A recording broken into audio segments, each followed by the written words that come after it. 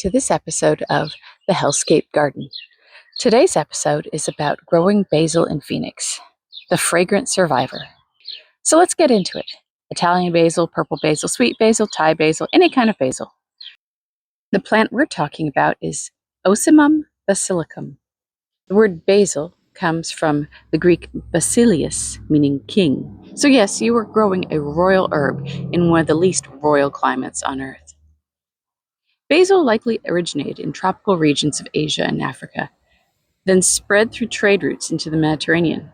By the time it reached Italy, it became inseparable from food culture. Tomatoes, a New World crop, and basil didn't evolve together, but culturally they might as well have. In Italy, basil became a symbol of love and protection. In some traditions, a pot of basil on a balcony meant someone was ready for romance. In others, it was a plant to ward off evil. In Phoenix, it mostly wards off pests when you plant it with your tomatoes.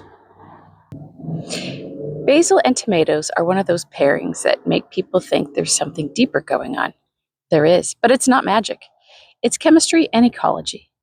Basil emits aromatic compounds that can help confuse or repel certain pests. Your tomatoes can benefit from that. They also have similar watering and sunlight preferences, which means they don't compete much. Plant basil at the base of tomatoes and you get even better usage, potential pest reduction, and easy access to when you inevitably decide to make something Italian. Also, let's be honest, if you're growing tomatoes and not growing basil, you're leaving the flavor on the table. So basil is not just one thing. There are dozens of cultivars with different flavors and chemistry. Italian sweet basil is high in eugenol and linalool. That's what creates the classic pesto smell. Purple basil contains anthocyanins, which give it that deep color and antioxidant properties. And Thai basil leans more towards anise and licorice notes in flavor. Basil is technically a tender perennial in the right climate, but in Phoenix it behaves like a seasonal annual because it hates cold and it really hates extreme heat. One benefit of growing your own is access to basil flowers. Basil flowers are edible, so you can sprinkle them on salads as a garnish. It's a pretty flourish you don't see at the grocery store, but letting it flower is also an invitation for it to quit on you. Once it starts flowering, it shifts energy away from leaf production. The leaves get smaller, the flavor gets harsher, and growth slows. Regular pruning keeps the plant in vegetative mode. You get bushier growth and more leaves, and if you see flowers forming, just cut above the leaf nodes. That forces the plant to branch. Think of it as convincing the plant it's still young and has time. Basil is heat-loving, but there is a limit, and zone 9B might be it. The best planting windows are March through April, or maybe a little earlier if it's a warm winter. You can plant it again in late summer for a fall run. It thrives in warm soil, night temperatures above 55 degrees, and daytime temperatures that are not full hellscape.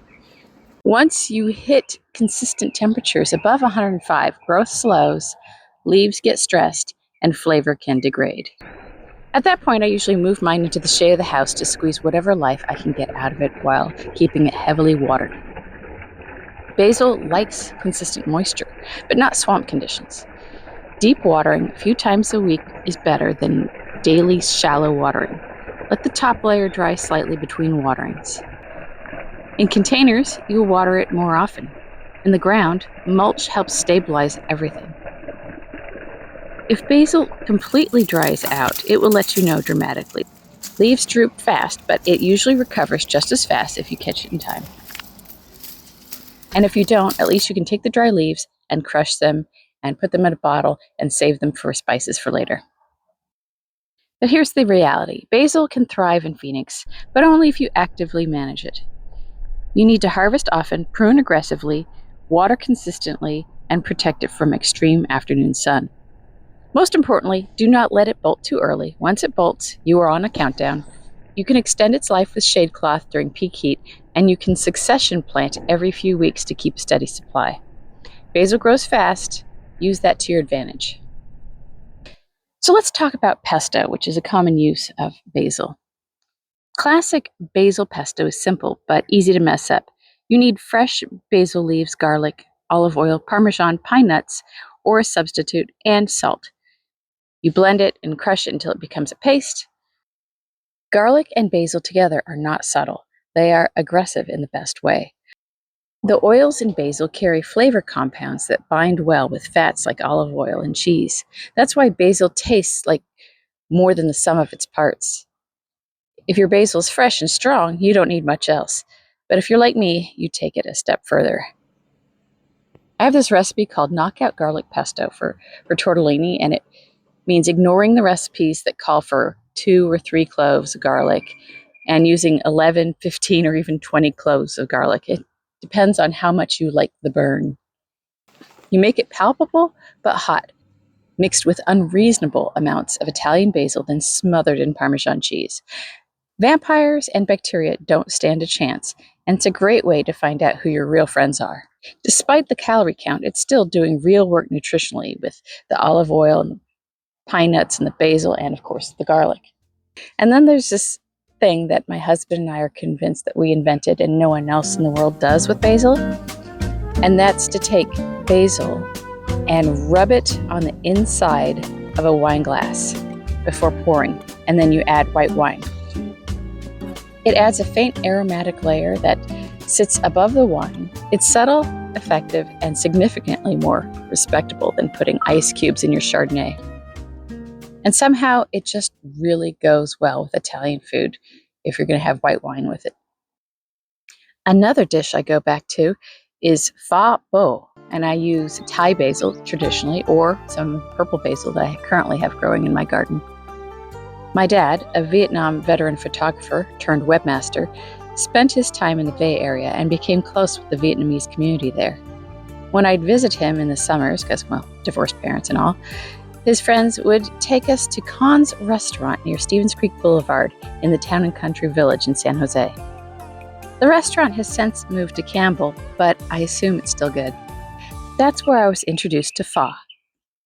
It's an Asian soup made with shaved beef in broth, thin noodles, onions, sprouts, an unreasonable amount of what I'd call cock sauce, and topped with basil and lime. I'm currently using purple basil, which is not traditional for pho because, yeah, it's decorative, but it's also what's growing in my garden right now.